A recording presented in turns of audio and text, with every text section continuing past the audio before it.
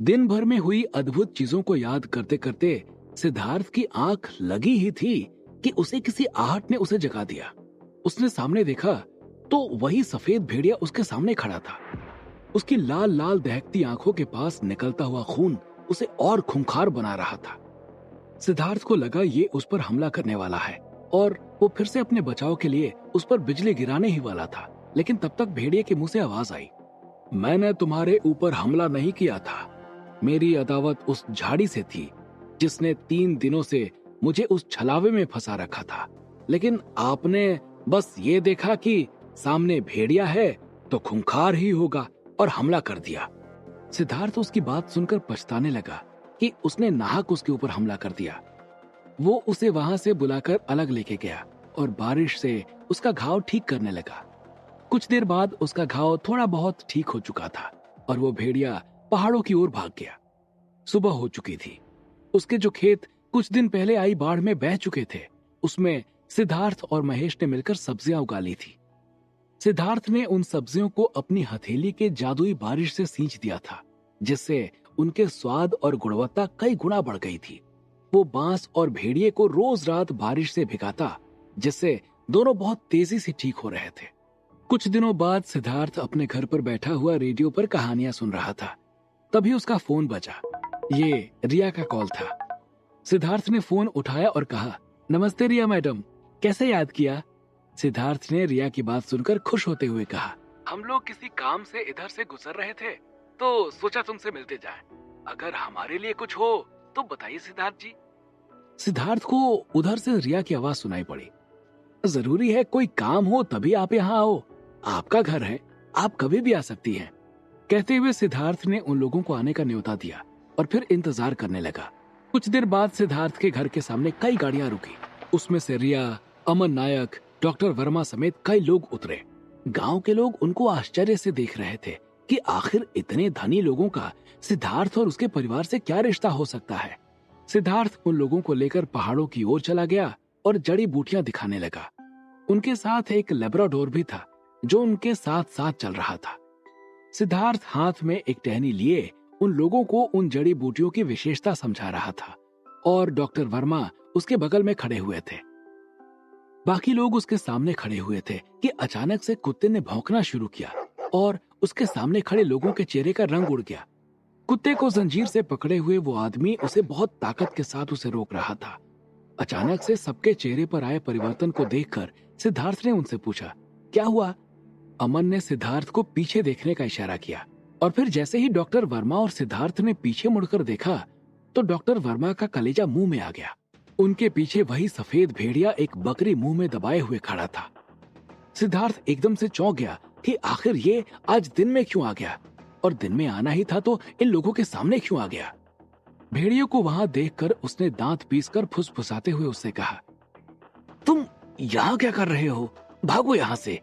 भेड़िए ने जैसे ही वो गुस्से भरी आवाज सुनी, उसने बकरी को वहीं छोड़ा और वहां से भाग गया। सिद्धार्थ ने सामने चेहरा करके हकलाते हुए बोला, कुत्ता था मेरा। डॉक्टर वर्मा की हालत एकदम पस्त थी। उन्हें लग रहा था कि जैसे वो मौत के मुंह से वापस आए हों। वो हकलाते हुए बोले, इतना बड़ा कुत्ता कहाँ होता है?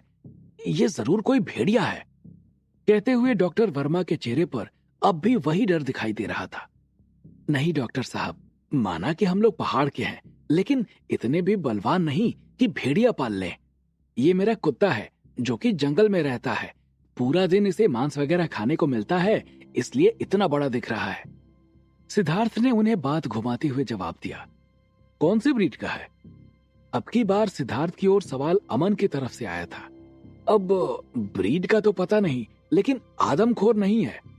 सिद्धार्थ ने फिर से झूठ बोलते हुए जवाब दिया, लेकिन उसको पता था कि वो चाहे जितना झूठ बोल ले, उस भेड़िए की असलियत सबके सामने आ चुकी थी। रिया खामोशी के साथ खड़ी हुई थी।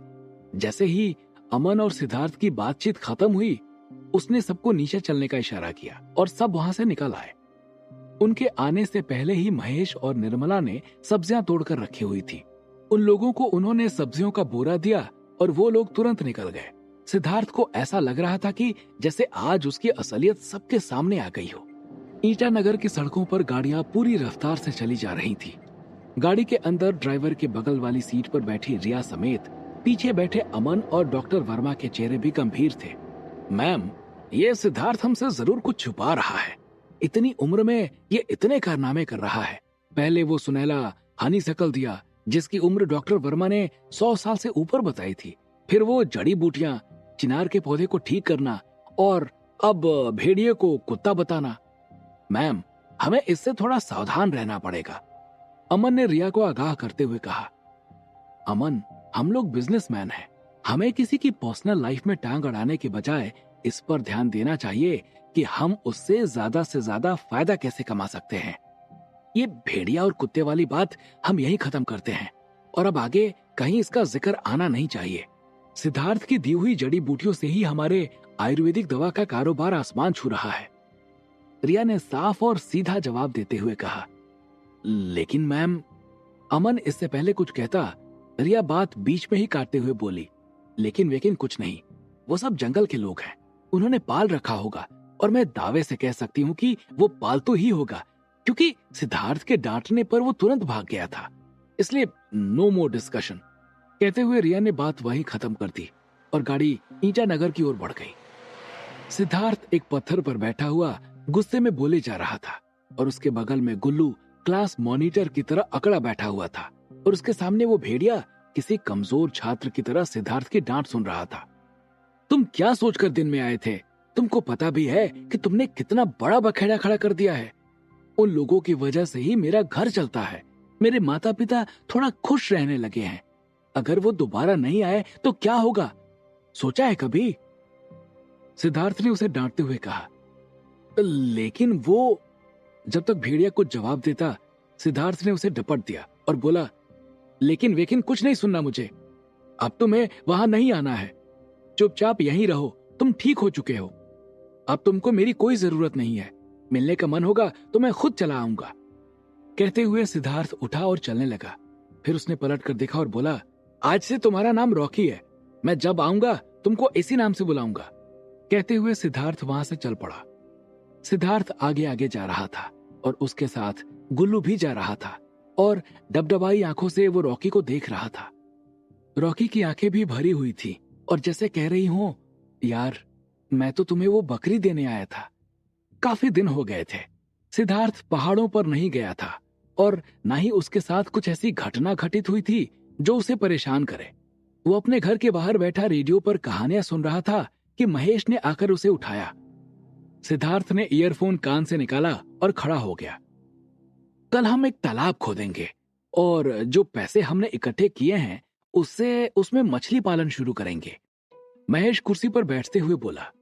सिद्धार्थ को आइडिया अच्छा लगा और अंदर जाने से पहले उसने बिना कोई सवाल जवाब किए हुए हामी भर दी। उधर एक एक बीतता दिन कुलगुरु विचित्रवीर को कमजोर करता जा रहा था और धीरे धीरे राज्य के लोग भी बीमार पड़ने शुरू हो गए थे। जैसे जैसे कुलगुरु का चेहरा कांतिहीन हो रहा था, वैसे वैसे पूरे राज्य की चमक और खुशी जा रही थी। युवराज रुद्रदेव अपने महल के अंदर बैठे हुए अपने आप से बड़बड़ा रहे थे। अगर देवयानी को रक्षक और पत्थर समय से ना मिला तो फिर क्या होगा?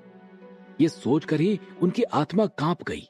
जिस इंद्रनगर को उन्होंने बचपन से ही वैभवशाली और ताकतवर देखा था, वो उसे ऐसे ढहते देखना नहीं चाहते थे। इसलिए उन्होंने मन में एक विचार किया और अपने कुछ सहयोगी मंत्रियों के साथ कुलगुरु के आश्रम की ओर चल पड़े। उधर देवयानी ने मानचित्र खोलकर मंदाकिनी आकाश गंगा के ग्रहों और सौर मंडल की गणना शुरू कर दी और साथ में उसे ये भी अनुमान लगाना था कि वो अपने खोज की शुरुआत किस सौर मंडल के किस ग्रह से करे। फिर उसने कुलगुरु का दिया हुआ वो कवच निकाला जो कि रक्षक के उस ग्रह पर होने का संकेत देने वाला था। उस कवच को धारण करने के बाद देवयानी ने प्रकाश की गति से एक एक सौर मंडल छानना शुरू किया, लेकिन उसे अभी तक पारद और रक्षक की कोई खबर नहीं मिली थी। वो तमाम तरह की दुश्वारियां झेलते हुए ग्रहों के चक्कर काट रही थी और पूरी तन्मयता से रक्षक को ढूंढ रही थी। अंततः उसने उसी सौर मंडल में प्रवेश किया जिसके ग्रह पृथ्वी के एक कोने में सिद्धार्थ और वो पारद पत्थर मौजूद था। जैसे ही उसने इस सौर मंडल में प्रवेश किया, कवच ने उसे इशारा किया कि पारद और रक्षक इसी सौर मंडल में है।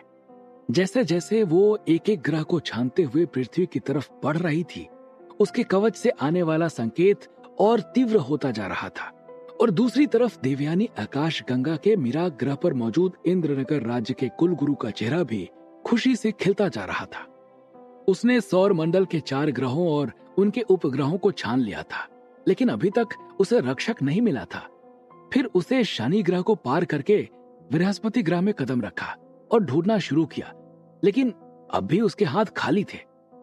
देवयानी न थकने वाली थी और न हार मानने वाली थी। उसने बृहस्पति ग्रह के उपग्रहों को खंगालना शुरू किया और बृहस्पति के ही एक उपग्रह कैलिस्टो की ओर बढ़ी। जैसे ही उसके विमान ने कैलिस्टो उपग्रह की जमीन पर अपने लंगर डाले, वैसे ही उनके ऊपर धधकते हुए आग के गोलों की बरसात होने लगी। अचानक से हुए इस हमले से देवयानी को संभलने का मौका नहीं मिला और उसने जब तक मोर्चा संभालना चाहा, तब तक एक बहुत ही बड़ी और भारी पत्थरनुमा चीज आकर उसके सीने में लगी और उसे अपने साथ घसीटती हुई चली गई। आखिर किसने किया था देवयानी के ऊपर हमला और क्या था उस हमले का राज? क्या होंगे इन सभी सवालों के जवाब? हमें कमेंट करके जरूर बताएं और आगे की कहानी जानने के लिए सुनते रहिए भूमिपुत्र, सिर्फ पॉकेट एफएम पर।